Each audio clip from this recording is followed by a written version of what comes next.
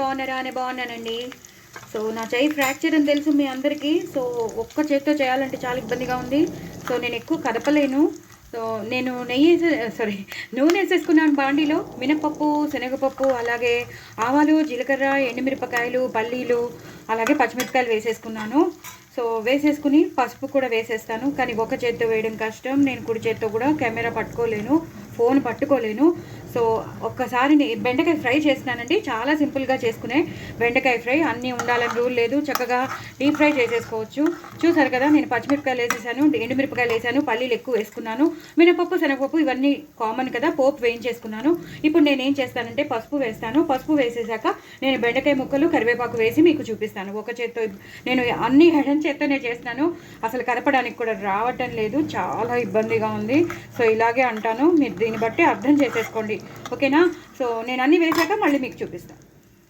So నేను ఇందాక చెప్పాను కదండి పసుపు వేసుకుంటానని. పసుపు వేసేసుకున్నాను, అలాగే కరివేపాకు వేసేసుకున్నాను, బెండకాయలు కూడా వేసేసుకున్నాను. ఇప్పుడు ఇలా వేయించేసుకోవాలండి. ఇవాళైతే ఎవరి హెల్ప్ లేదు, ఇవాళ ఎవరి సహకారం కూడా లేదు. నేను ఒక్కదాన్ని చేసినాను కాబట్టి అన్నీ మీకు రెగ్యులర్గా ఎలా అంటే నేను స్టాప్ చేసి వేయాల్సి వస్తుంది, అప్పుడే మీకు చూపించాల్సి వస్తుంది.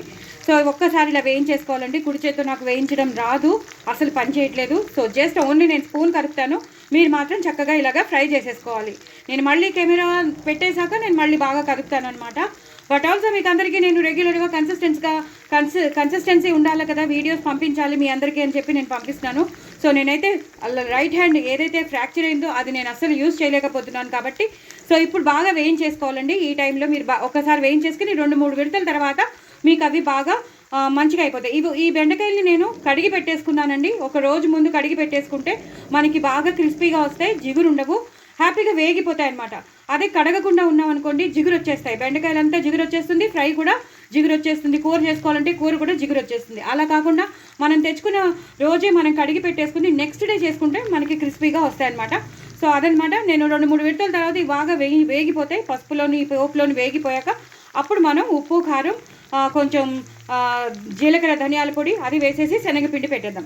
సో నెక్స్ట్ ప్రొసీజర్ మీకు మళ్ళీ చూపిస్తాను. ఇవైతే వేయించుకోవాలండి. నేను వేయించలేకపోతున్నాను కాబట్టి మీకు చూపించట్లేదు.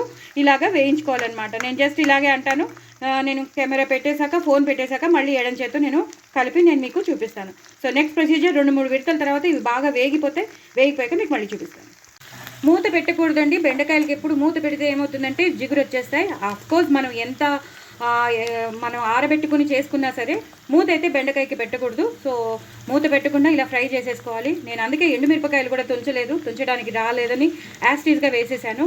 ఇది ఒక్కసారి ఇంకో 2-3 విడతల్లో బాగా వేగిపోతే అప్పుడు నేను ఉప్పు కారం వేసేసుకున్నాక నెక్స్ట్ మీకు చూపిస్తాను ప్రొసీజరు. ఉప్పు, కారం అలాగే చూపిస్తాను ఉండండి. జీలకర్ర, ధనియాల పొడి, ఉప్పు, కారం చూపించక్కర్లేదు, మీకు వేసేటప్పుడు మీకు తెలిసిపోతుంది. ఎందుకంటే నేను కూర మీద వేసేస్తాను. అలాగే శనగపిండి అన్నీ వేసేసి మీకు చూపిస్తాను, వేయించేస్తాను అనమాట. సో ఇంకా కొంచెం క్రిస్పీగా వేగాలండి. వేగాక మీకు మళ్ళీ చూపిస్తాను. చూసారు కదండి, బెండకాయ ముక్కలన్నీ బాగా వేగిపోయాయి, మంచిగా క్రిస్పీగా వేగిపోయాయి. సో ఇవాళ ఎవరి హెల్ప్ లేదు కాబట్టి నేను మీకు ఇలాగే చూపించేస్తున్నాను. తగినంత ఉప్పు వేసుకున్నాను, అలాగే కారం వేసుకున్నాను, అలాగే జీలకర్ర, ధనియాల పొడి వేసుకున్నాను, శనగపిండి వేసుకున్నాను. ఇంకా మళ్ళీ కుడి చేత్తో నేను కొత్తిమీర, కరివేపాకు వేయలేను కాబట్టి అది కూడా వేసి పెట్టేసుకున్నాను. సో ఎవరి హెల్ప్ లేదు ఇవాళ. సో ఇది వేయించేసుకోవాలన్నమాట.